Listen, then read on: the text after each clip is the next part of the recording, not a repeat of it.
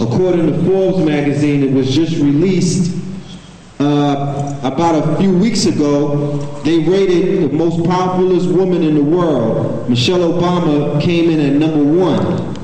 So Michelle Obama has a lot of sway with the people.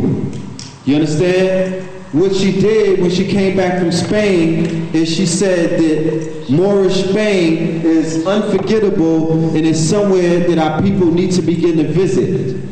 She was being attacked by the GOP, people like Rush Limbaugh, Newt Gingrich, and all of the other all of these other crusaders is what I like to call them, because we're going to show and prove that we are currently in a current day crusades, and we're going to explain what the crusades was and how it affected our people and how it affected us and to today. You dig what I'm saying? So she got attacked by all of these right-wingers and whatnot. They said that she was using the taxpayers' money when she's the wife of the president. Like, she should be able to do whatever she wants to do. She should be able to go on a space shuttle and visit the space station if she wants to. That's the first lady. But they began beating her up. A lot of people in the public did not know why they were beating her up and what was the whole fervor behind them attacking her. I'm going to show in a clip her visiting Spain and what that means. Also, what we began seeing is something that they call the Cordoba Mosque debate. Now, those people in the news cycle know how to spin the story. They never will tell you the Cordoba Mosque. When you begin to research it and dig into it, you will understand that the mosque at Ground Zero initially was named the Cordoba Mosque.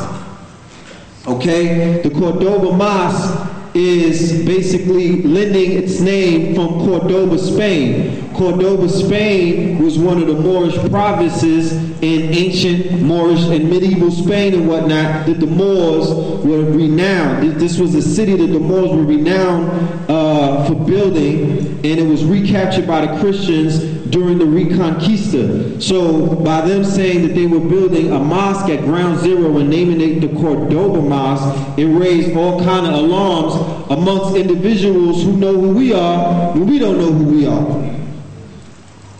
Because what they do in these lodges, what they do in these Oxford, what they do in these Ivy League colleges, what they do in all of these behind the scenes, we like to call it, is they study our history and they study the story of us in ways that we don't study because we're not privy to a lot of this information. So what me and Brother Shyaam has decided to do in this 8-week course is to basically dig up the grave of all of this buried information. I like to call it buried treasure because information is treasures. Knowledge is power. When you begin to empower yourself with this information will basically empower you and help you with your everyday mission to basically solve problems that we have. Because I used to walk around for years confused about who I was. I had all kind of pieces missing in my head. It was like a piece of puzzle that was not completely put together because the pieces that I thought that I was getting that was going to help me put the pieces together were not the pieces, they were not the proper pieces. So my perception of who I was and who my people was and my history was thwarted. It was incomplete. So a lot of things go on, a lot of paradigms, get presented to you and you don't know how to basically, take it in because you don't have a complete understanding of what it truly is. I went through about 8 to 10 years with the whole Illuminati thing. You know what I'm saying? The whole Masonic Illuminati spell where everything was the Masons, everything was Illuminati, scared to death of everything illuminated, you know what I mean? Not really knowing what that truly was until I began greater studying to understand that these people are mimicking us. The information that they got in their lodges, why it's so secretive, is because it's your information. And they won't let you in until they perform all kind of rituals and you take all kind of oaths to promise that you won't go back to your people and tell them what you saw. The reason why when they reach 33 degrees, they put their hands on the Quran and swear to Allah and things of that nature has a history to it. You dig what I'm saying? So these are some of the things that I began to uncover in the studyings, and hopefully this is just a small iota of what it is that's buried inside of this information. And like I said, after these different classes, we are going to be able to see this whole paradigm completely for what it is. Alright? So what I'm going to do is, I'm going to run through a few things quickly. Yeah. And I'm going to bring my brother Shyaam on real quick to introduce himself and just let the family know, what we're going to be doing in today's presentation. Peace. Peace, family. What's going on? Next time we'll get the technical stuff a whole lot better for everybody. It's the first week, so, bear with us and all of that. But just briefly, what we wanted to do with this particular web show is to make sure that we get across to the people that when you're talking about the Moorish legacy and you're talking about Moorish history, Moorish law, it gets convoluted in a lot of other concepts these days, whether it's sovereign citizen information, whether that's, the paperwork rush situation, or, there's, different rifts or different conflicts between different houses of people who identify themselves as Moors, people who identify themselves as other things. The main key point is that you're really not going to be aware or cognizant of the actual Moorish paradigm to, borrow from the Elder Hakim. They're not really going to understand the complexity of it and how it relates today if you don't understand how history is connected to it. There's a lot of people, that's done some historical research, whether that's reading Ivan Van Sertima's books, whether that's, reading all the other various books that relate to Moorish history. But I think it was Abdullah, the elder that teaches etymology. He said you can't teach law, Moorish law, you can't teach law without history. So if you want to understand the law better, it's best to understand the Moorish history first. That's because right. That'll lay the foundation for why certain things are the way they are today.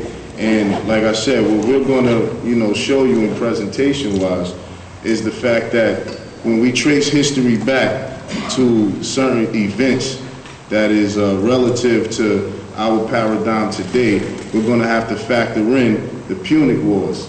You're going to have to factor that in because that's where you see a change in the shape and the geographical jurisdictions that existed in the world. A lot of people, they say, yeah, we all come from Africa. We all come from one place in Africa, Equatorial Africa. But what about when it was one continent?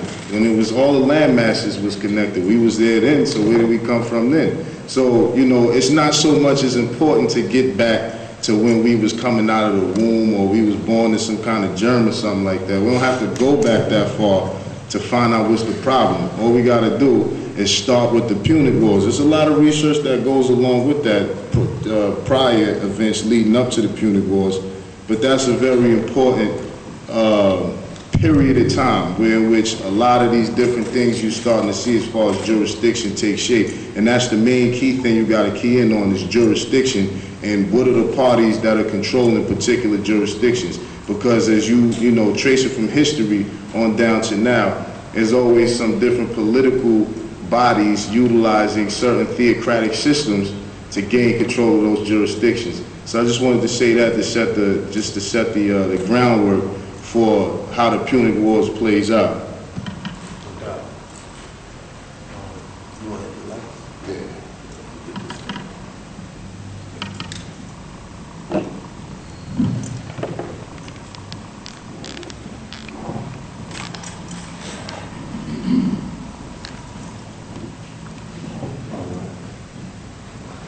So how many of the family are familiar with the Punic Wars? Okay. One of the most famous characters that come out of the Punic Wars is our brother Hannibal. All right?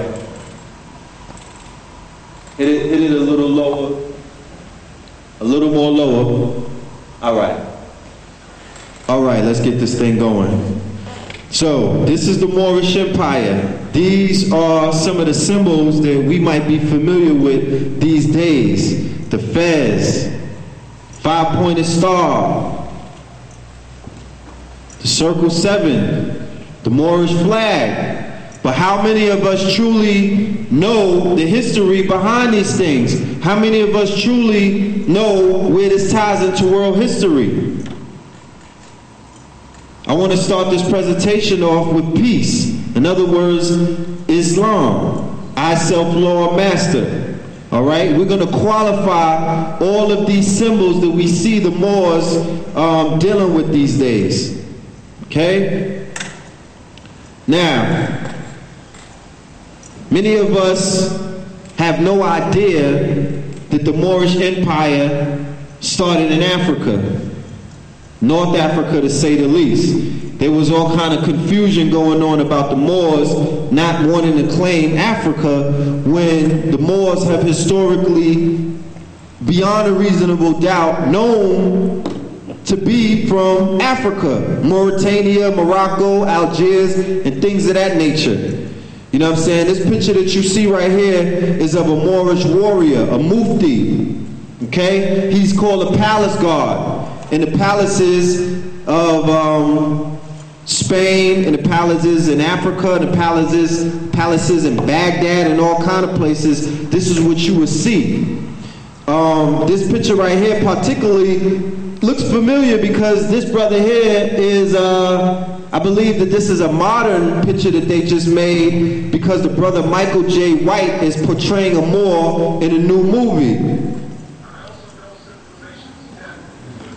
This footage right here, due to the fact that we don't have the speaker hooked up to the computer, you might not be able to hear what Barack Obama is saying, but by the next presentation we will represent this and show you. In this speech that he did in Cairo, he basically laid out to the world that he not only knows about the Moors, but that he's basically co-signing the whole Moorish paradigm and the legacy of the Moors.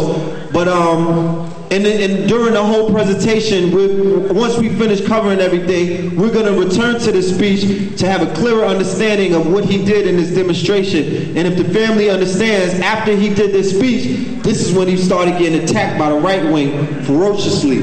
Why don't you put the mic up to the speaker so they can hear it? Think so? Okay. Can you hear it through the speakers?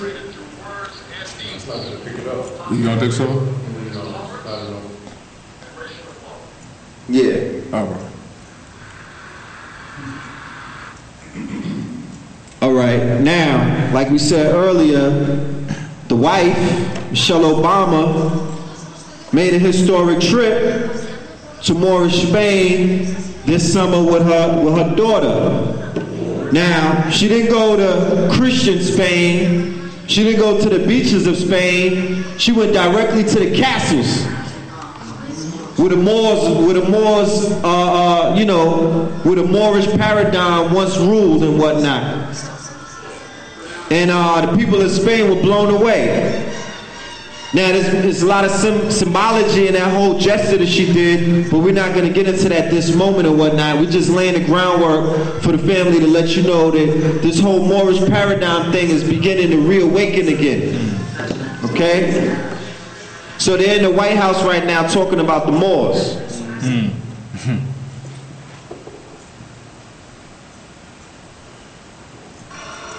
This is the movie that Michael J. White is going to be starring in, called The Moor. There he goes as a Moorish warrior.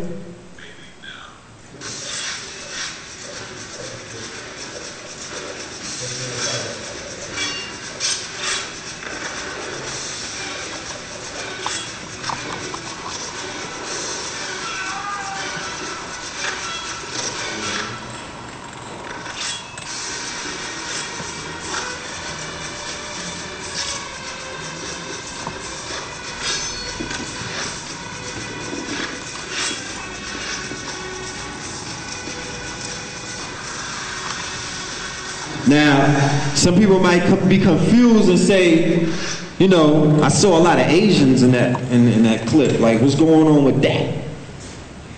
Not knowing that the Moors were, because let's talk about it at first. The Moors embraced Islam, right? Now, if we look at a world map, we could understand that Islam spreads all over the world. One of the most concentrated population of Muslims is in China.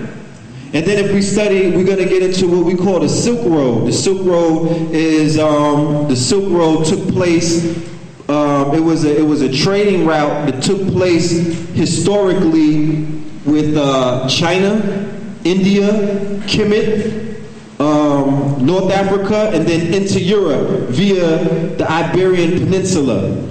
So when you see the brother demonstrating with the Asians and whatnot, you know, he's that's why I love this movie, this clip right here, because they're going to cover the whole spectrum and show that we tie into all of that.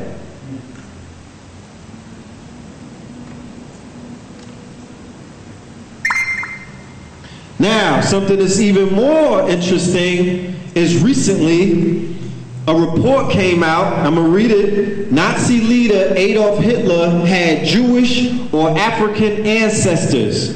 Communities he had pledged to exterminate. New DNA tests have revealed, as a British newspaper reported, that samples taken from Hitler's relatives link him to both the Jewish community and people from North Africa.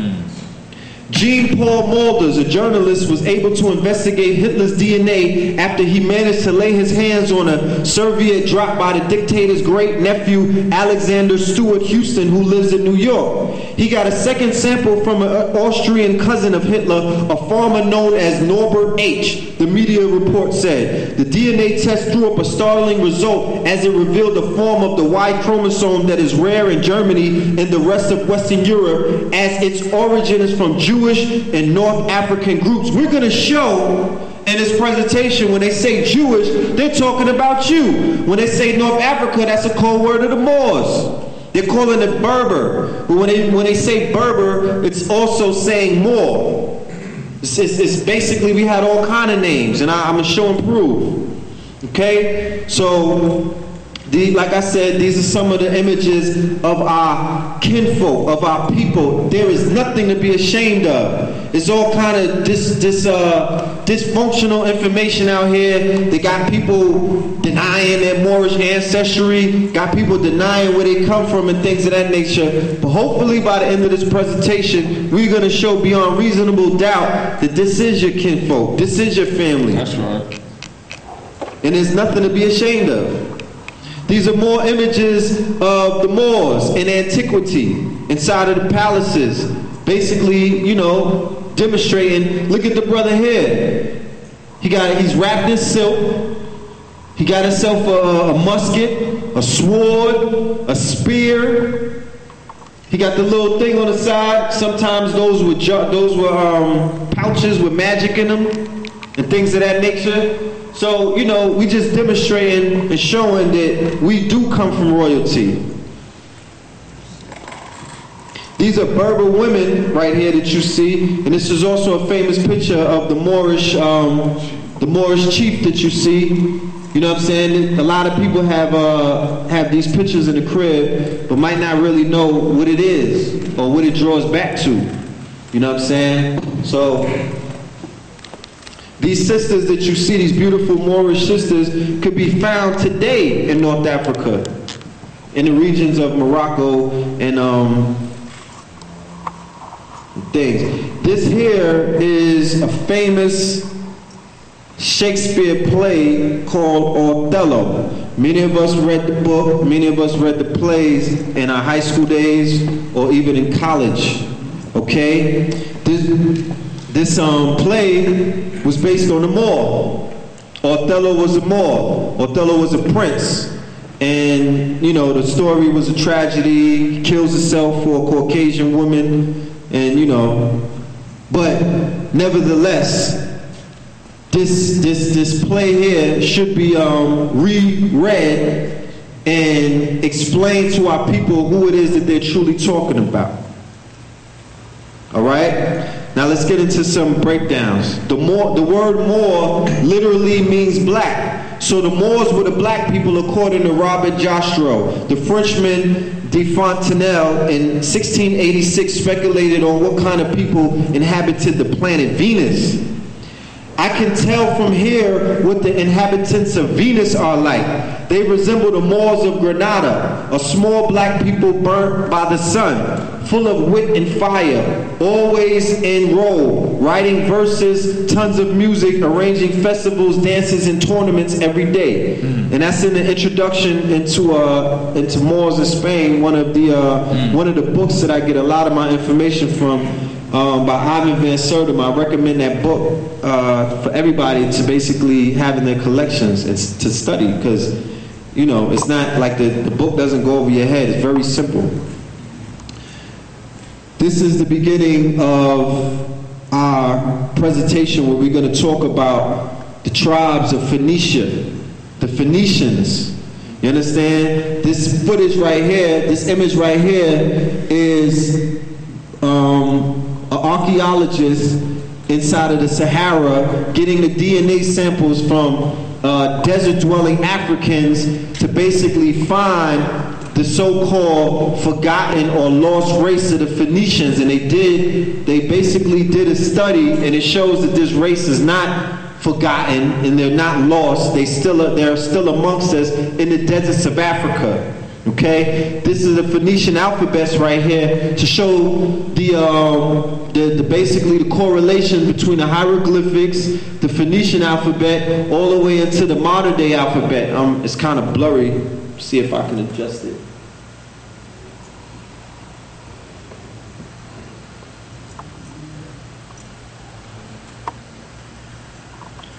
Yeah, I'll get to that in a minute because I don't want to mess this up. This map right here are the Phoenician trades and the Phoenician trade and colonies. Now, when we talk about the Carthaginians in Carthage, where Hannibal and the Punic Wars were most renowned for, we're basically, when we say Carthaginians, it's similar to us saying New Yorkers, because Carthage was only, it was basically a place. It's a location. So when you talk about the Carthaginians, you're not actually talking about the nationality of the people. They were known as the Phoenicians. And the Phoenicians were a seafaring, merchant race of people who were known for their commerce, known for their trade, and also known for their war. They had the whole waters basically around North Africa, also into the Iberian Peninsula on lock. Okay? And the wars that they had with the Romans are the Punic Wars, and that's what we're going to be getting into. Okay? So from here, I'm going to let my brother Shyaam basically get into the history of the Punics, the Punic Wars, and the brothers from the Phoenicians. Indeed, definitely. I want to go to the next clip. You just got to press the space bar. All right, no problem. All right, well, as it relates to Carthage and the Phoenicians, and you hear all of these various different names, you know, whether it's black, it's Phoenician, it's Numidian. Let's trace the Berber. Let's trace some of these relative, names. Later in the presentation, we have some maps. We'll definitely show you some maps so you can trace some of these things. But when we discuss Numidian, let's talk about Numidian. Numidian actually means nomadic. It means, nomadic tribes. Let me tell you what's important about a nomadic tribe. When you look at the current formation of the United States of America, the way the corporate jurisdictions are laid out, you're going to see that it covers an expansive amount of territory for each state. Now, each one of these particular states that it's, accounting for is actually based around the patterns of the nomadic tribes here. You understand what I'm saying? So when you factor in these nomadic tribes in North Africa, as it's called, because you'll notice that it wasn't called Africa or Africa Nova or Africa Raleigh until after the Punic Wars. This is where it got the name and the term Africa from. If you don't understand that that's where the term Africa comes from, then you're not going to understand how that relates to Moors at that particular time, because it says that the Numidians were a nomadic tribe of Moors. They came from the Moorish tribe, as it's called. You see what I'm saying? So as it comes from the Moorish tribe, this Moorish tribe in Egypt was known as Ma, or Ma. If you understand the word Moor in more conventional terms of, let's say, seafaring and vessels and different things of that capacity, you're going to come to the conclusion that Ma actually means water, and Moor means water. It comes from, the actual primordial waters, as it's known in Egypt as Num. So that's the relation with Moor. Also, you can check out the Maori tribe, M-A-O-R-I, the Maori tribe. They're going to specifically tell you that the word and term Moor comes from an actual term meaning natural, or something that is because it exists. You can check that out from the Maori people, and they actually come from New Zealand. So when you trace that term around, Numidian, and when they say that the Moors are black, when they're talking about black, those terms are not retroactive. So who became identified as black is what's being attached to who the Moors are, because all you find out is there's variations of melanated people in North Africa, as they call it. See, so before it became North Africa, it was Mauritania, Numidia, and Libya. Now the term Mauritania was actually placed on that specific territorial jurisdiction due to the fact that it was first conquered in the Punic Wars. So a portion of the Numidian territory then became known as Mauritania. Excuse me.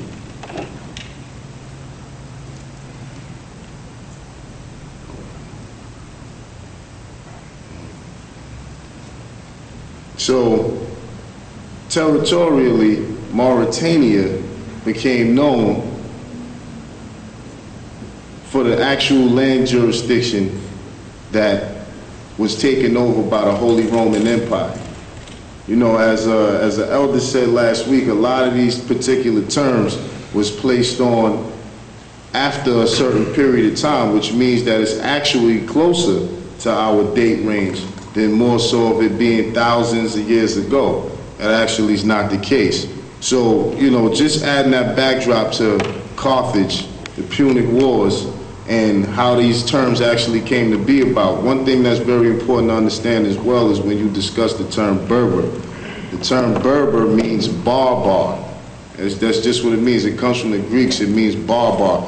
Barbar was a term that was utilized to say that they didn't understand the language that somebody else was speaking. So that's just like saying, you're talking hogwash. Hogwash equals barbar, which translates into Berber. All right, and that's where it comes from. It doesn't mean a nation of people, a group of people, any particular designation that these people come from. That's what it pertains to. So just adding those particular layers on the landscape of this whole Phoenician Punic Wars, because that's actually what the term Punic comes from. It comes from the word Phoenician. So based on the landscape of these particular things, you'll see how various different jurisdictions, as it fell to the Holy Roman Empire, then became a part of the actual Holy Roman Empire, ending in North Africa being called North Africa because they conquered the coast. Prior to that, it was Numidia or Libya. You see what I'm saying? So that's a very important thing to understand as it relates to the Moors in North Africa. Without understanding that, you're not going to understand who came and imposed these particular jurisdictional boundaries. That's the way you get to track history properly, when you look at the various territorial jurisdictional boundaries and you match that up with who conquered it and who called it what. If you don't do that, then you're just going to call everybody from everywhere the same thing. You can't call everybody one thing, no, even more. Because there's a tribe called the Arumu people. The Arumu people is supposed to be the 25th dynasty descendants. They're supposed to be the exact 25th dynasty descendants. And they say that they're neither Christian nor Moor. Now, we just went through the term of what Moor means as it relates to, seafaring issues. It relates to the water. It relates to natural people, all of these various different things. However, you can't say everybody's a Moor just because some people may find offense to it. That's not necessarily what their tribe called it. So what that does is it gives us a little bit of context. It gives us the context that when you start to see interaction between European culture and Aboriginal culture, then you start to see them refer to these people as the Moors. Now, the term Moor also goes back to Egypt to mean Lord. So when these people would meet in their specific lords in various different, lands, that's what they knew the Moors as. So any term relative to Lord means a title of nobility. So Moor was associated with the kings and queens of Europe because that's where the European encountered us first at. So when we take that into consideration, we also start to factor in that most of the domestic tribes that were in the interior of what is called Africa wasn't doing coastal trading as the Moors were, because the Moors were the seafarers. That's already acknowledged. And a lot of people say that the Olmecs weren't Moors. They weren't Moors. There's no way to prove they didn't wear fezzes. But they came from West Africa, and they got to West Africa from Kush, and they were seafarers. So that tells you right then and there that anybody who was hitting the seas was Moors, whether through genetic lineage or by political association. Because what you start to understand is that even though Moor has this application in natural terms, it also has its application in a political sense, because it represented the political affiliations.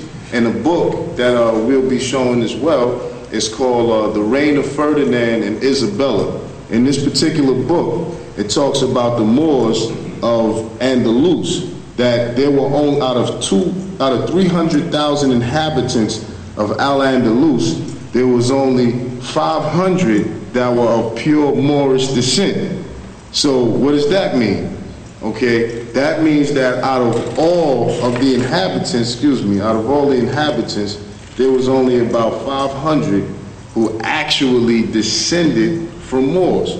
So and this was about 1489. So this gives you the landscape for how the Moors lost power in all of these various places that they conquered through maritime law. That's where maritime law comes from. A lot of people say, we're under maritime law.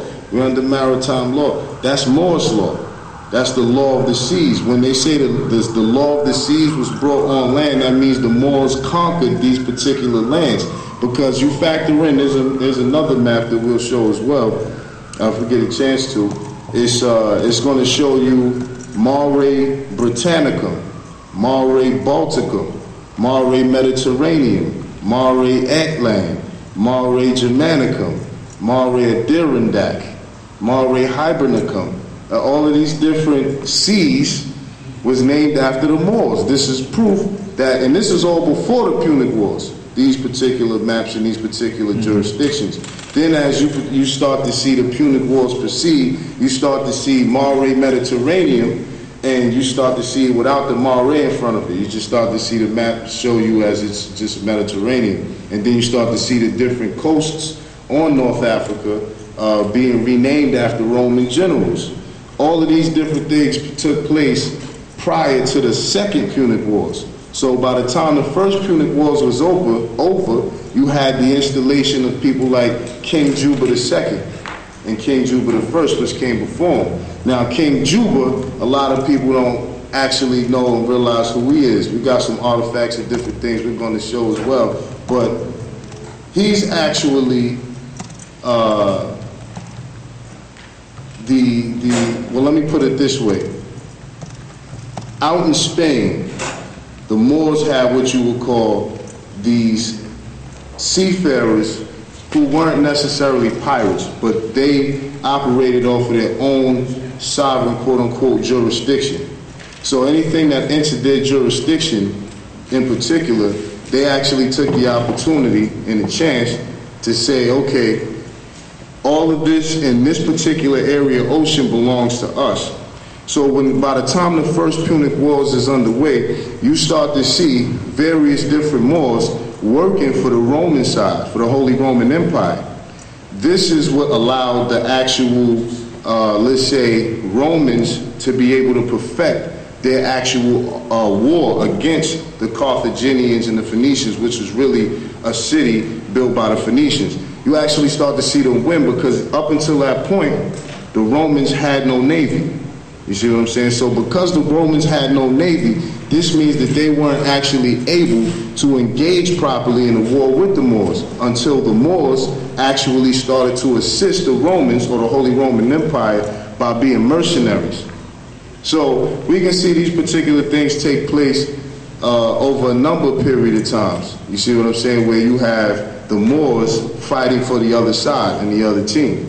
So take that into consideration when you look at the Punic Wars, because also, as we discussed Hannibal, a lot of people don't know that Hannibal marched into Europe by going by way of the Iberian Peninsula. So he went through Spain first. So even though Carthage was directly across the river from Rome, you have Hannibal going along the coast of North Africa up into the Iberian Peninsula and then back down into where you see Italy and Sicily at.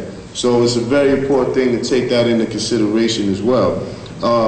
Also, the thing about the Phoenicians at that particular time is that they're also the Canaanites of the Bible.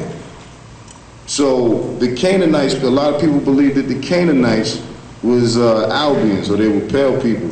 The Canaanites weren't pale people and they weren't Albions. That's right. The Canaanites was the Moors, or the Phoenicians, or the traders. Because if you look at where the actual land of Canaan was called the land of milk and honey. When you look at the coast of where modern day Israel is situated at, that's where the quote unquote Canaanites are from. That's a major port city. And if anybody knows their history correctly, Israel was not trying to claim that particular portion as its home territory. It was actually trying to claim Uganda as its home territory. So that would put it right in conflict with the whole Egypt starting in, or pre-dynastic Egypt starting in Kush or Southern Sudan or Uganda. So take that into consideration as you start to look at the way the Punic Wars is forming, because at the time Hannibal actually was waging an entire war against the Holy Roman Empire, it was his cousin who came in and actually told the Romans how he was actually planning to defeat them. So even though when Hannibal was actually away on the actual battle, there was a ruling passed, so to speak, by the reigning political party at that time with Carthage. And it was his grandfather was involved in it somehow, or it might be a great uncle, and some other family members and some other generals who decided, and a council of elders who specifically decided that they did not want to crush the Holy Roman Empire. So they made a conscious decision to not do that. When they took that decision, you actually then see Hannibal's cousins sell him out to the Romans, and those were the two main factors that broke the back of Hannibal. And the entire, I think it was the first Punic Wars, or maybe the second, don't quote me on that one specifically. But that was about the first time where you actually seen a decline, a sharp decline in the power that Carthage held. You see this continue all the way up until, let's say 46 BC as they call it, because once they start implementing these BCs, and because another date that y'all should check out is CE. Anybody knows what CE is? Common Era. Right. Now what's the Common Era? As opposed to the, before Christ. Because I got some maps circa 108 and 106, that's 108 and 106 CE, Common Era. So you got to ask yourself a lot of those different things as well. So with the birth of, King Juba II, which we actually have some artifacts that was found in Ohio, right, and Brazil, in the Amazon rainforest, on the river exactly, they found gold coins, gold medallions of King Juba, and he was wearing an Egyptian Uraeus crown, so on and so forth. So, but he was supposed to be the son of Mark Antony and Cleopatra. Okay, a lot of people in history, including Josephus, I think but he didn't really exist either. But some things in his books, as well as others, suggest that Juba is the actual Jesus that was talked about, being a son of Cleopatra and Mark Antony, and he's also known in the Talmud as Esau Panthera, because they're both existing at these particular times. It's very important to understand Moorish history by looking into all the Messiah types, especially their relation with the Holy Roman Empire.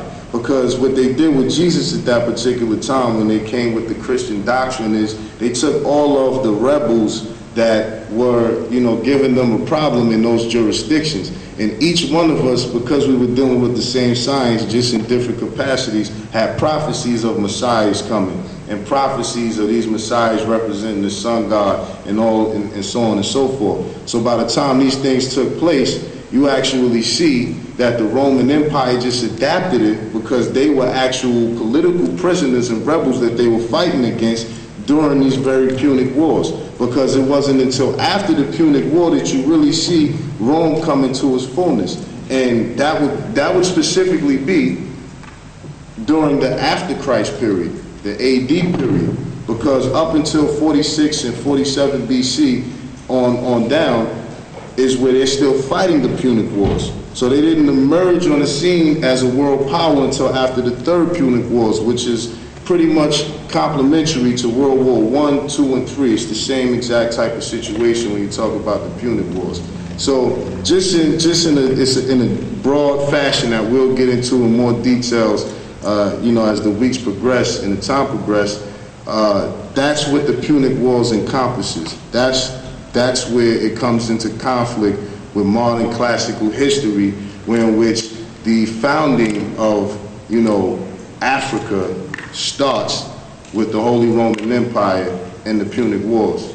Can you talk about Carthage in Europe, mainly in Sicily and Spain? Because I believe the Second Punic Wars took place mainly in Sicily. Right, correct. That's the one that involved Hannibal. Mm-hmm. What you had is, like I was telling them earlier, that Hannibal, when he was crossing into Sicily, did it by way of the Iberian Peninsula. What you find with the Carthaginians and the Sicilians is an actual relationship where the Phoenicians were there in Sicily prior to the rise of the Roman Empire. So at let's say around that same time period when the Carthaginians actually lost Sicily, that's where you actually start to see the Sicilians come in. And that wasn't by way of Hannibal, actually. It was much later that they actually lost Sicily. That the Carthaginians lost Sicily. Once the Sicilians pretty much picked up that island, that's when the Roman Empire became strong, because that was a pivotal island between the Carthaginians and the Italians or the Romans or the Sicilians as they have it. That was what you would call Baghdad in the Iraq War. That was it's one of those things that if you take that city, you pretty much won the rest of the war. And that's how important Sicily was. And the reason it was so important is because it was right across from Carthage. So you can draw a straight, direct line from Carthage, or where Carthage was, on into where Sicily was at. And then you can actually then start to see why it was so pivotal in its relation to the whole the Mediterranean Sea. You know what I mean?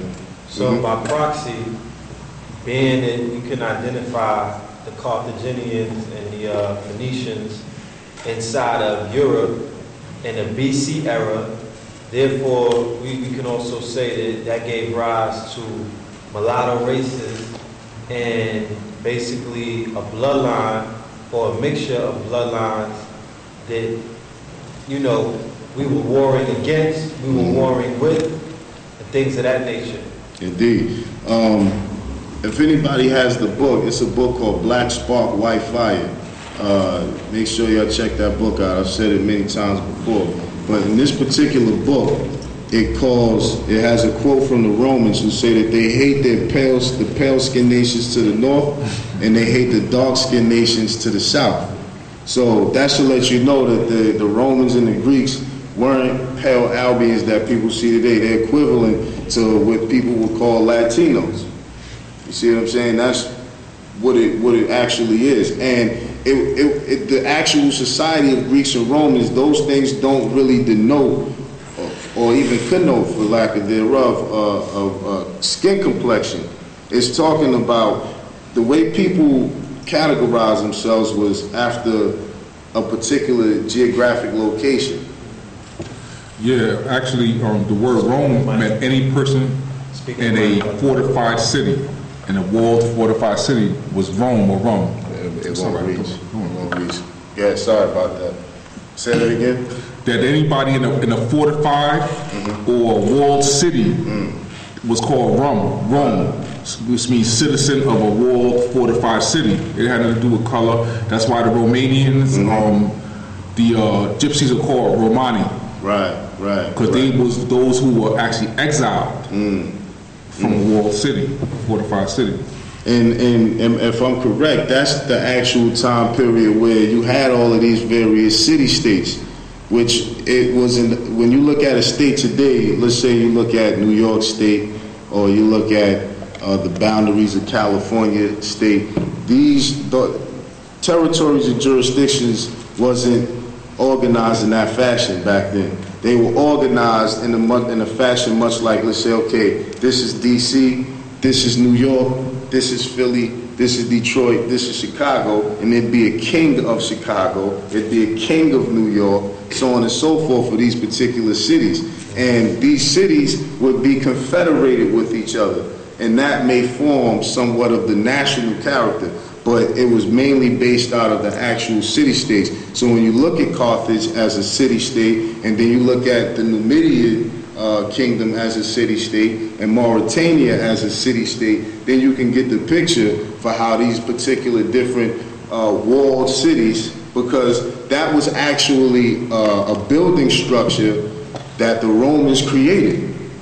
And when you look up Aboriginal in the Oxford Dictionary, 1933, it'll tell you that Aboriginal is a pre-Roman race that built Italy.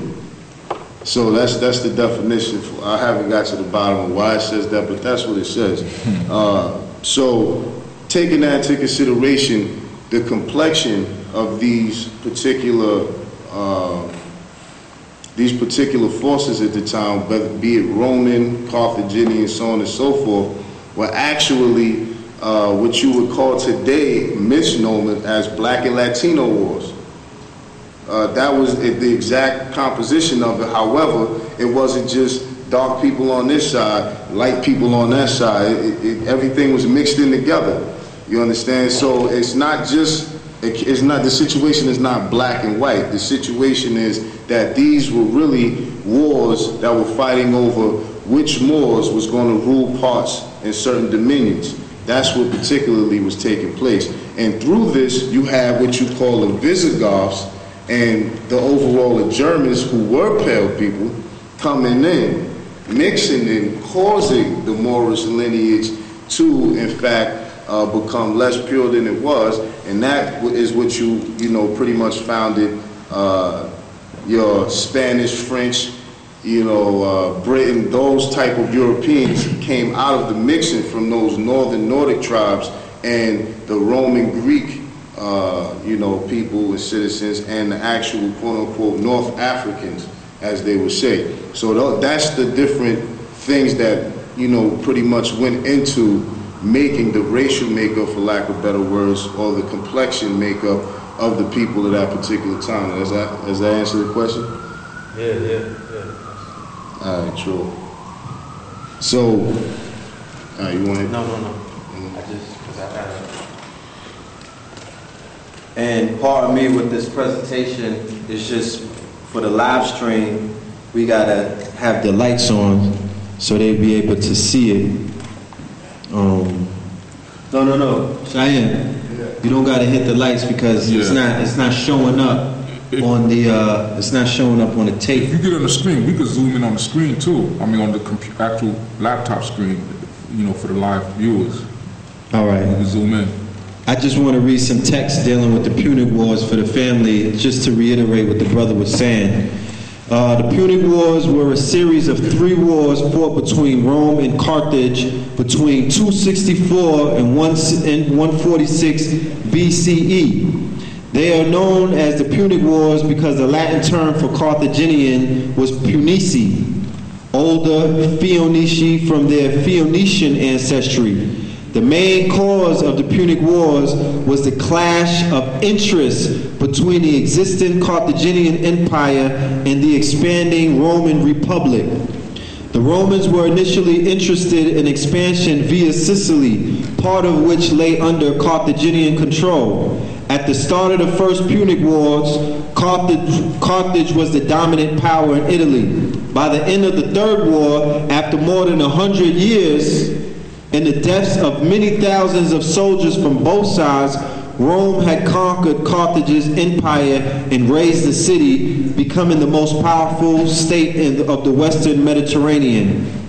With the end of the Macedonian Wars, which ran concurrently with the Punic Wars, and the defeat of the Seleucid king Antiochus III the Great in the Roman-Syrian War, Treaty of Apamea 188 BCE, in the Eastern Sea, Rome emerged as the dominant Mediterranean power and the most powerful city in the classical world. So like the brother was saying, these Punic Wars are akin to what the world wars were, because we know as a result of the world wars, this is when the U.S. rose in power and it took its stance as a superpower due to the demonstration of the atomic bomb. You dig what I'm saying? And due to the defeating of Germany and things of that nature. So we're seeing the emerging of the Roman Empire. Victory over Carthage in these wars gave Rome a preeminent status it would retain until the division of the Roman Empire into the Western Roman Empire and the Eastern Roman Empire by Diocletian in 286 Common Era after Carthage's defeat. Only Greece remained as a power in the Mediterranean in addition to Rome. Victory over Carthage added considerable territory to the Roman Empire, which in turn resulted in the expansion of both the imperial civil service in order to govern new provinces and the army to police them. Subsequent to the Punic Wars, the army played an increasingly important part in the life and politics of the empire. This period of Roman history was later romanticized as a heroic age when all Romans were virtuous and everything worked, while the figure of Hannibal, the brilliant Carthaginian general, was demonized. Arguably, the Punic Wars transformed Rome from a regional to an international power.